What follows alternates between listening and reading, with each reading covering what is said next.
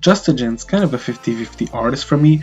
On the one hand, he has made some amazing material like the Urka and Stories to Tell EPs, but on the other, he has also made the Automaton EP. So I really did not know what to expect from this debut album, Planet Oasis, especially since the sound is pretty diverse, so you never know what you'll actually get. The overall project, though, didn't really wow me. It definitely does not hold a candle to the two aforementioned EPs, which I hold as just Gent's absolute best for me. The songs, his signature future-bass and trap styles on this album often feel underdeveloped for me, sounding like throwaways, and there are some production elements throughout the record that I'm not a huge fan of, like the drum and bass switch up in Trip to Mars, the attempt at a full-on DnB track with Alien, and the suburban trap pop direction No Time Left took, which was a disappointing way to start the album rollout actually.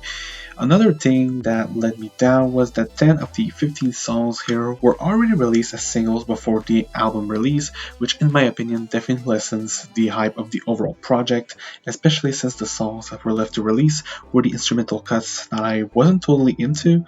The rollout was a messy one, starting basically almost a year ago, and songs that didn't even make the final cut on the album were released in between singles, which was definitely confusing to keep up with. However, despite there being a lot of things I wasn't a fan of on this album, there definitely were good moments like the funky Island Fever featuring a pretty catchy and beachy sounding guitar riff, sounding pretty chill and relaxing, the Bitbird sounding Trip to Mars, even though I wasn't huge on the drum and bass drop.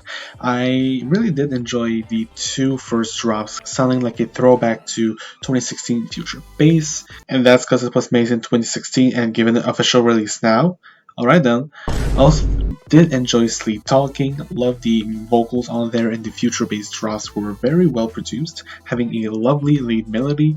Who would have thought is another cool one leaning more into R&B and hip hop territory with powerful synth melody and tight verses from Arno Faraji.